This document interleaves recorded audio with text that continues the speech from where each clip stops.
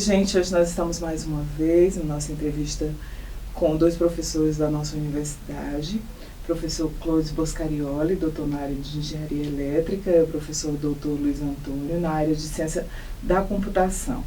Hoje a gente vem falar um pouco sobre ciberespaço, cibercultura, e eu gostaria que vocês se apresentassem. Clodes, fala um pouco das suas pesquisas, o que você hoje tem trabalhado aqui na universidade. Ok. Obrigado pela oportunidade. Eu, no curso de Ciência da Computação, eu sou professor de banco de dados, principalmente, e a minha pesquisa ela está ligada a banco de dados, a ciência de dados, que é uma parte mais analítica de dados para tomada de decisão, e também nos últimos anos, por uma questão dos cursos de pós-graduação que eu atuo de forma interdisciplinar, eu diria que, de forma macro, eu tenho trabalhado em tecnologia, educação, inovação de uma forma interdisciplinar, interconectada. Professor Luiz Antônio, e o senhor? Obrigado, Ana, pela oportunidade. Eu trabalho mais na parte de redes de computadores, internet, né, comunicação de aplicações na internet. Estou também à frente do programa de pós-graduação em Ciência da Computação, que está começando as atividades esse ano. A gente está na fase final agora de seleção da primeira turma, então a gente está bem empolgado com essas novas possibilidades, né, de trabalhar com a computação aqui dentro da UniOeste, no âmbito mais agora da pós-graduação. Então a gente aproveita e já faz a propaganda, viu, gente? Se vocês estiverem interessados em trabalharem no mestrado na área de Ciência da Computação, é só procurar o professor Luiz Antônio. E aí eu penso que vocês estão num momento maravilhoso da sociedade, em que vocês surfam na área de ciberespaço e cibercultura. Vamos falar para o pessoal aí o que significa ciberespaço, o que significa cibercultura? Bom, esses temas, eles são temas amplos de pesquisa, né? Com definições bastante particulares, mas assim, em linhas muito gerais, de uma forma bastante macro. Quando a gente fala de cyberespaço, é o espaço virtual de comunicação, né, que a própria internet, que as redes de computadores propiciaram. E cybercultura, ele está ligado à própria questão da apropriação cultural, da linguagem e de todas essas coisas que permeiam a interação, né, nesse ambiente, né. Bom, eu acho que com o surgimento da internet, essas coisas foram se disseminando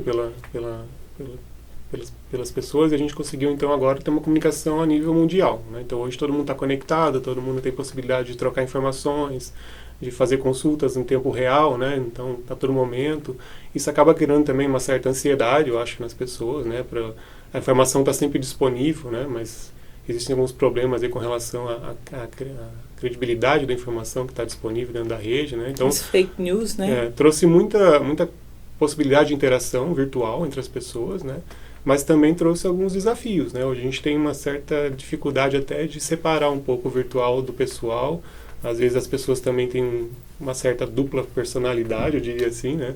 Então, no virtual é uma coisa, no pessoal é outra. Então, tem algumas questões que acabam criando alguns dilemas, assim, né?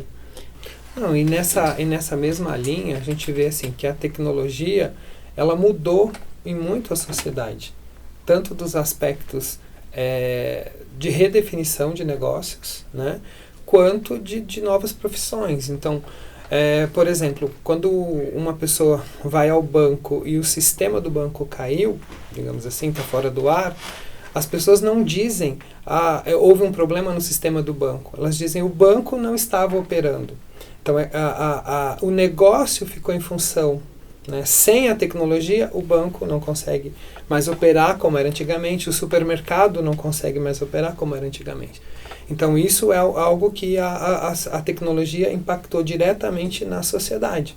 E quando a gente olha isso por um aspecto mais social, cultural, a gente tem, por um lado, uma abertura, que todo mundo tem acesso à informação.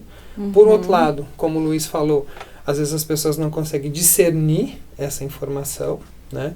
E a gente tem ainda o que eu chamo que falta essa apropriação cultural da tecnologia, que a gente olha que as gerações mais novas, elas são muito naturais com isso, mas as gerações mais antigas, eu brinco que os pais, os avós que diziam não converse com estranho, não acredite em tudo que vocês ouvem, hoje repassam informações sem nenhuma validade pela rede social e acreditando.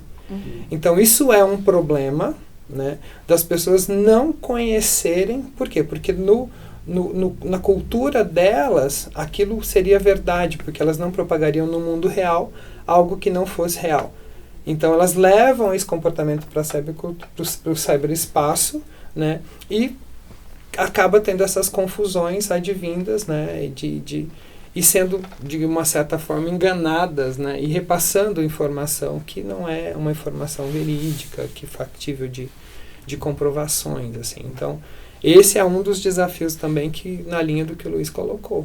E puxando um pouco para a área que eu trabalho, um pouco mais de comunicação, né, hoje, se a gente olhar para os grandes incidentes de segurança, a maior parte deles está ligado com as pessoas, e não com os equipamentos, com a tecnologia, né. As pessoas são um ponto de entrada para uma invasão, para um roubo de informações. A gente fala isso em sequestro virtual, né? Então, as empresas estão suscetíveis a esse tipo de ataque. Então, tem muita coisa que ainda está muito, né, indefinida, né? A gente tem também uma proliferação de fraudes, né, virtuais. Então, é cada vez maior o número de fraudes virtuais. Ontem mesmo eu estava vendo uma fraude que é inimaginável no mundo real, né?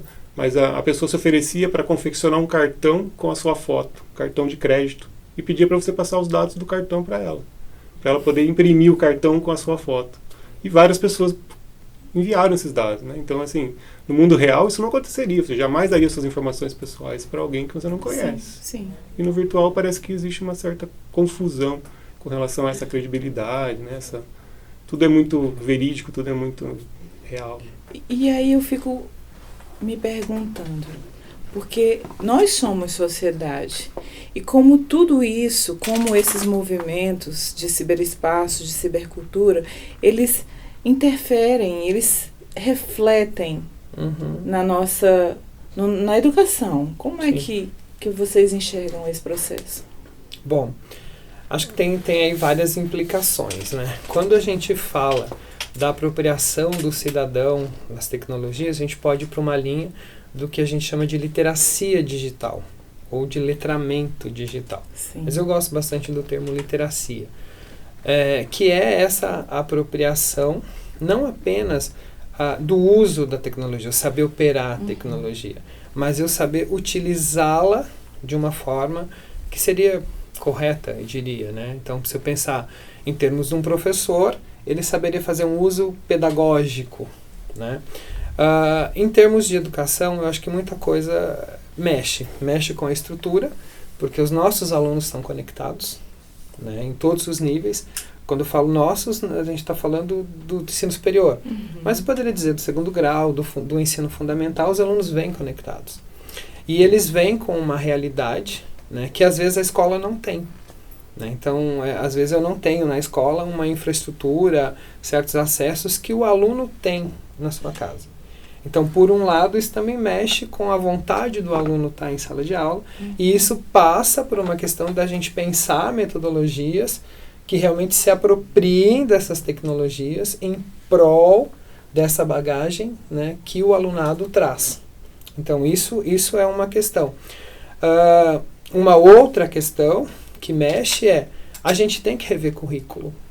Porque, assim, existem cursos que, para a formação inicial de professores, não consideram ainda, como deveriam, na minha leitura de professor de computação, que fique claro, incluir no currículo esse uso pedagógico, metodológico. Então, se não há na formação inicial, o professor, quando tiver na prática, ele precisa buscar isso, que vai ficar mais difícil por todas as atividades.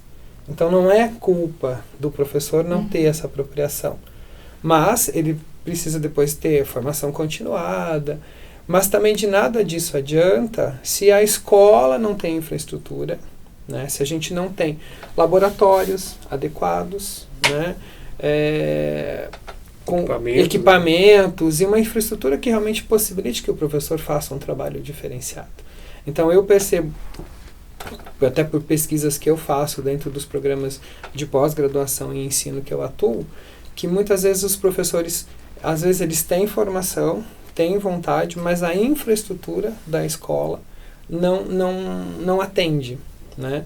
Então, acho que vem esse aspecto da formação do professor, da infraestrutura das escolas, e aí quando fala de infraestrutura vai para o parque de máquinas, vai para uma internet que condiga com um trabalho, né? Vai por uma questão também da gente pensar uma educação continuada que pode ser online, que pode ser à distância, mas tem que ser com qualidade, tem que ser planejada, sim, tem que ter feito um desenho pedagógico muito, muito bem elaborado, né? Então eu vejo que os reflexos da tecnologia na educação são muitos e traz aí a mesma coisa que o Luiz colocou do ponto de vista de fraudes e oportunidades, ou seja, pontos positivos e negativos. Para a educação também a gente tem muito que avançar ainda. Vamos fazer um pequeno intervalo agora para que vocês assistam uma matéria a respeito deste assunto. A gente sabe que o espaço escolar ainda enfrenta muitas dificuldades no uso da tecnologia dentro da sala de aula. Seja pelo professor que não domina essas tecnologias, ou seja pelo próprio espaço escolar que não tem uma estrutura adequada para o trabalho com as próprias tecnologias digitais. As crianças, elas, pelo uso do telefone, né, de smartphones, elas fazem isso de uma forma já mais naturalizada. Sabendo que os alunos já fazem uso de smartphones dentro da sala de aula para estabelecer uma conexão entre os próprios alunos, o professor ele pode usar da sua capacidade criativa e utilizar essa apropriação que os alunos já possuem a favor do conhecimento. Então, por exemplo, se o aluno vai para a sala de aula e constantemente ele está no WhatsApp, no Instagram, no Facebook ou em sites de blogs como o Tumblr, por exemplo, o professor pode usar essas ferramentas a favor do seu trabalho e desenvolver atividades que envolvam esses aplicativos para trabalhar, por exemplo, produção de texto, para trabalhar integração em grupo, para trabalhar resoluções de problemas, tudo utilizando essas ferramentas que os alunos naturalmente já possuem no seu aparelho. Dentro da Base Nacional Comum Curricular, há uma aplicação dessas ferramentas, desses movimentos no processo de ensino-aprendizagem? Tá, a base, ela traz os elementos de tecnologia, né? Ela fala de tecnologia, ela fala de desenvolvimento de pensamento computacional, que são habilidades, né, a serem trabalhadas nos alunos, né, mas trabalhadas pelos professores para a melhoria desse processo de ensino-aprendizagem. Como eu disse, eu vejo uma distância muito grande entre o que está na teoria para efetivamente a apropriação do professor na sua prática, sabe? Porque a praxis para ser mexida, digamos assim, tem muito mais elementos, né? E não é simplesmente porque está colocado num documento que isso vai ser transposto para a sala de aula. Efetivado, né? Então eu vejo como um desafio que não é a curto prazo. Passa por uma adaptação do material didático, né, das práticas educacionais, da formação do professor. Né? Existem vários casos de sucesso, a gente acompanha aí em várias escolas, né? Então o uso da robótica, por exemplo, para estimular o pensamento matemático, estimular a computação, a parte de linguagens de programação, então já iniciar esse conceito, né, de programação com o estudante do ensino médio, mas ainda são práticas, né, que são pontuais e dependem muito do profissional que está lá. Né? Então, isso ainda tem um caminho, acho, para ser percorrido, mas que com certeza tem resultados muito positivos. A TV IMAG gostaria muito de agradecê-los. Muito obrigada por estarem aqui conosco e estejam cientes de que estamos de portas abertas para vocês trazerem as suas pesquisas, os seus orientandos, para falarem sobre o que vocês trabalham. Sejam sempre bem-vindos à TV IMAG. Muito obrigada. Eu agradeço e acho que é importante esse espaço que vocês dão para a gente dialogar, né, aqui e também mostrar para a sociedade que a universidade ela tem muito a colaborar, a contribuir com a sociedade e nós aqui, né, que trabalhamos com a graduação, com a pós-graduação, também temos interesse que a sociedade traga problemas, que a sociedade nos procure para que a gente faça também a ciência aplicada, que a gente contribua nos movimentos sociais, né? Então, a gente tem o programa de pós-graduação em computação, mestrado. Eu atuo num programa de mestrado em ensino, eu trabalho também num programa de mestrado e doutorado na educação matemática, onde esses elementos que nós falamos aqui são questões de inquietações de pesquisa, e a gente tem muito que avançar e muito que contribuir, desde que a gente também tenha, né, pessoas aí interessadas e que venham da sociedade colaborar conosco. Acho que a universidade ela é aberta e as pessoas têm que ter essa consciência. E acho que a TV Imago está de parabéns por mostrar isso também pelas suas iniciativas, eu diria. E aproveitar o espaço mais uma vez para deixar o convite, né? A gente está com dia 10 de junho, abre o edital para aluno especial do programa, né?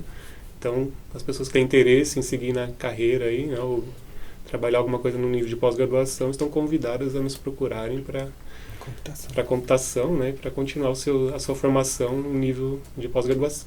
Tragam as suas inquietações. Os professores estão dispostos a desafiá-los a resolvê-las. Obrigado. Obrigada, gente.